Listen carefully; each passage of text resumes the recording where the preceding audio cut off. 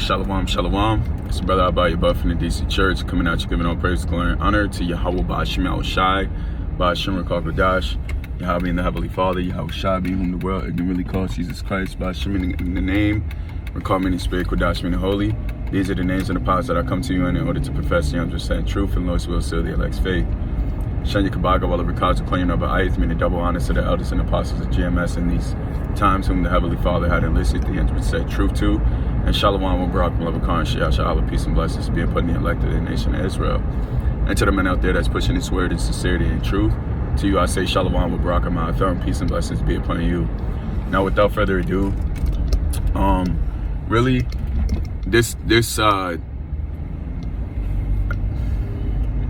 I'm gonna name it, if it can happen, if it happened back then, it can happen today, or it can happen now. And the reason why I want to name this video that is because, you know, for some reason my flesh, it keeps feeling like that's Satan, bro. For some reason my flesh keeps feeling like feeble, you know, and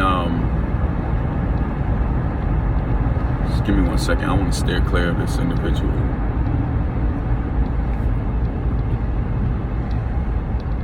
And the scriptures even say, you know, the flesh is weak, but the spirit indeed is willing. You know, roughly paraphrasing. Nevertheless, sometimes it's hard for me, like this flesh, to really grasp the understanding of the kingdom of heaven. You know, and the concept that we're legitimately going to see the manifestation of the Heavenly Father. We're legitimately going to see the Heavenly Father glorify his saints, and the turning over of an eon to another eon, and you know, coming into the glorification of the Heavenly Father and glorifying his people, and we're going to really be the Lord's people, and he's going to be our God, you know. And just seeing that physically manifest is just, you know, sometimes it's almost unfathomable. And the reason why I'm saying all of that is because all of the high holy days that we have as Israelites, okay, are wrapped around us remembering the things in which the Heavenly Father had done for us. Now, just like the Passover is a time of when we were celebrating, although it's solemn, we're celebrating the deliverance from those 10 plagues that had happened in Egypt. Okay, frogs, the boils, the sea of blood. You know, I think it was the locust, and then the firstborn. You know, the passing of the firstborn, and all of these things were done to show the Heavenly Father's power, to show the manifestation of, I am the Lord, you are underneath me. I am the God. I am the power. All right. And we've seen the Heavenly Father more, what's the word I'm looking for? More fervently during that specific time. But now we don't see those specific quote unquote wondrous signs at this standing point. And the world hasn't seen a sign like that in a very long time in our day, you know, because we know that 1 year to the Heavenly Father, or 1 day to the Heavenly Father, is 1,000 years to us. So in our time, we haven't seen, our people haven't seen a big sign from the Heavenly Father outside of the prophets, which the prophets are the hugest sign to let you know what's about to happen, because the prophets always are set up whenever there is pending destruction. Nevertheless, you know, the main precept that I was thinking about was Jeremiah chapter 16, verse, I believe 14, where it talks about how the Heavenly Father said, let me see. No, I don't have it on me. That's upsetting. Nevertheless, where it says that it's no longer going to be remembrance how the Heavenly Father had delivered us out of Egypt, but what's going to be remembered in the kingdom of heaven is how the Heavenly Father had delivered us out of the land of the north, and all of the lands whither the Heavenly Father had driven them. Okay, so this deliverance and the commemoration and the remembrance of this deliverance is going to exceed Egypt, which the Heavenly Father, he showed a very small amount of his power during that time. And the Heavenly Father is just going to amplify that a lot more in the times of where we're going to be delivered, okay? Because we're going to see days that this earth has never seen, okay? Apparitions, cannibalism, pestilence, famine, Leviathan, earthquake over there. Like, we're going to see a different level of trials and tribulation, and it's going to become normal, okay? Now, with that all being said, is that in this flesh, because we see this, this flesh is against our spirit, because in our spirit, I can visually see the kingdom of heaven. Even when I was reading the book of Kings, and it was going through the description of how, Solomon beautifully crafted the temple. All right, I believe it was the second temple of the Heavenly Father. All right. I hope I'm not, misquoting or misinformed. Nevertheless, the crafting of the actual temple of, Yahweh Shema Shai, there was so much intricacies within it. And it was so beautiful. And I could, my mind, I was almost put in this, like in a different place when I was thinking about it. I was like, damn, it's probably a waterfall on the side of the temple, depending on where it was pitched at. And, probably like in this beautifully, hilly range with beautiful pastures, and it stood out, it's very pronounced. And that's where we were able to worship. And I thought about it, and I said, it makes sense as to why Israel was so distraught when our temple was torn down. Man, we was probably the ones back then renting our garments, and putting ashes on our head and really mourning to Yahweh Shema Shai, because our temple had fallen. After seeing the manifestation, that glorious temple being brought up for the worshiping and reverence of Yahweh Shema Shai, and the sacrificing of whatever needs to be sacrificed to appease the Heavenly Father's wrath, and for us to be in good standing with the Lord, but these things actually happened. These relics are actually here.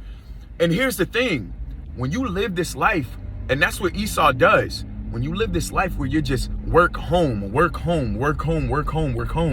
the weekend, you club home, for us, we go out and we do the work. It closes your mind. It legitimately, it closes your mind to the imagination and the understanding of, or the manifestation of Yahweh Shema Shai. Because I'm gonna be honest, man. Anytime I travel and I see certain places, it's like I can see the Lord. And it's like, it's almost beautifully crafted. It's like the Heavenly Father allowed the angels to make this mountainous range exactly how it's created. And it's like, it's always been there. The trees, the way that the foliage is set out on these ranges and what have you, it's like, it's crafted intentfully, It's almost as if like a painter did his work on these ranges in these places, Nevertheless, with all that being said,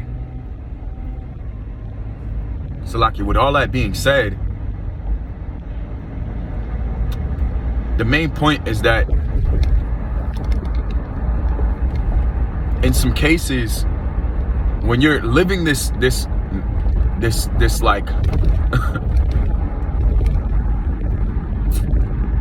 redundant life, it pulls away from the spirituality that we have within the imagination and the conception of the kingdom of heaven. You know, when you're just living this regular life, you know, of course we do the work, but I'm talking about in our Clark Kent. When we're in our Clark Kent, it's hard for you to fathom sometimes that legitimately the Heavenly Father is going to deliver us from this place. And the manifestation of that is going to be gorgeous. When we see the kingdom of heaven, the manifestation of the kingdom of Yahweh Bahashim Yahweh Shai, oh man. We thought that the temple that Solomon built back then was something. Yo, oh my God, the temple in the kingdom of heaven. I seen concepts of how trees are basically cultivated in a way to where it formulates a chair or it formulates a rainbow. And bro, like, it's so many things that are kept from our imagination and that are just kept from our mind and the fathoming of this fucking mortal flesh. That, like, when we actually see the kingdom of heaven and everything that comes with the kingdom of heaven, bro, we probably die from the sight of it, man. Just imagine the Lord just opened just a not even a square foot of the kingdom of heaven to us and allowed us to see it. That should probably make our this flesh disintegrate, man. All right, but to stay on topic, coming all the way back to the main point, the same way that the Lord delivered us out of Egypt, and there's commemoration for it, and the Lord has high holy days set up for us to remember, hey, I did this for you guys, is enough evidence to let us know that the Heavenly Father is going to do that same work again, even though we're in this place that pulls away from us envisioning the kingdom of heaven, from us seeing the manifestation of Yahweh Shema Shai. The curses are on us so heavy. It's hard for you to really understand what it looks like to see a man really love his neighbor as himself. Although we try to the best of our ability to exemplify that and to be that example of the opposite of the curses and really the blessings, you know, we still come short because we're in mortal flesh. We're in everlasting chains of darkness. All right. So Jeremiah chapter 16, verse 14, I think through verse, it might be verse, from what I could visually see in my mind, I believe it was verse 14 and 15. And then 16 talks about how, you know, we're going to go from being fishers to hunters. And then I was thinking about John chapter 14, verse 2 and 3, where Yahweh Shai basically was telling us that the Heavenly Father's house is of many mansions. You know, and we see architecture right now, and you know, I'm only in Northern Virginia, so I only see but so much. But there are some architects, and there are architectural builds like in what I can name is like, you know, like in these tropical places like Malaysia and Mexico, where they are heavily influenced by eco-brutalism, which I think is one of the purest and most beautiful forms of architecture, which is also instituted in some of the architectural builds that they have for data centers in Northern Virginia. Nevertheless, because it's very cheap and it's sustainable. Nevertheless, you know, we've seen the pinnacle of what humans can perform in this flesh, in these everlasting chains of darkness.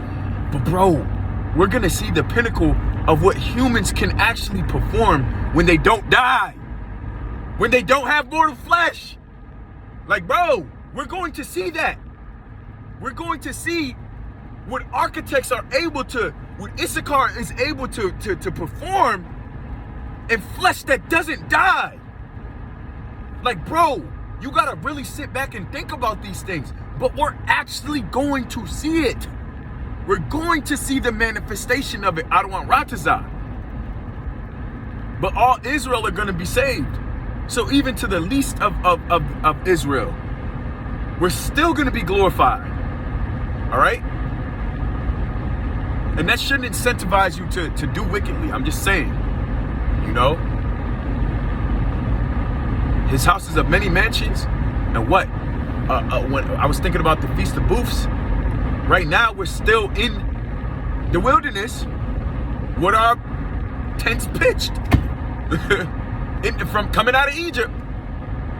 You know, we came out of Egypt in our mind, and we're in the wilderness now, and we're just waiting for the manifestation of the Heavenly Father's kingdom, or for us to reach the land of milk and honey. All right, for us to be at peace forever. Okay, which the kingdom of heaven is the land of milk and honey, metaphorically. All right. But right now, what's happening is the land of milk and honey is being built up. It's being prepared, as said in John chapter 14, verse 2 and 3. Okay.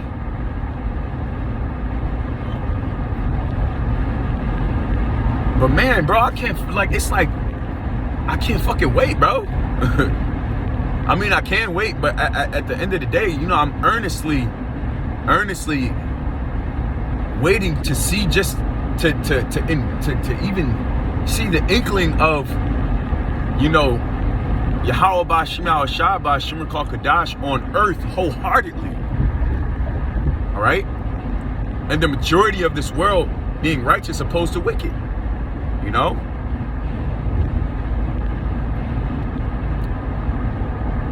But that's all I had to say in regards to this topic. You know, I wanted to bring that out because this flesh, it presses down the spirit so hard, and it's like, no, you can't think about that. No, I won't allow you to think about these things. You know, and there's so much distractions that are laid in front of us that pulls us away from, you know, the serenity and the peace within the kingdom of heaven, even though it's not manifested physically on this earth wholeheartedly now, although the kingdom is within us. You know, but just envisioning and thinking about different aspects of the kingdom of heaven, you know, this flesh tries to pull away from you because, man, we're in an all-out wicked world, man. It also really comes to how much you indulge in this world. You know, if you're indulgent in Yahweh Shema Shai, he's going to give you that understanding, that vision, that he's going to allow you to see these things, you know, and go to a place in your mind to where you can almost physically see it, you know, because I still think about that temple that was built by King Solomon. And I'm like, damn, bro, like I don't know what it looked like, but I can envision what it looked like. You know what I mean? Without having to go on Google and see it. Nevertheless, you know, that's all I had to say pertaining to this topic. I pray that you are edified and uplifted in spirit through this epistle. I give all praise, glory, and honor to Yahweh by Shema Shah by Shema Kadash. Shenya Kabad, God well over Kazu Kayun Abba Aith, Shalom, Barak, Mabakan, Shah. Until next time, I say Shalom.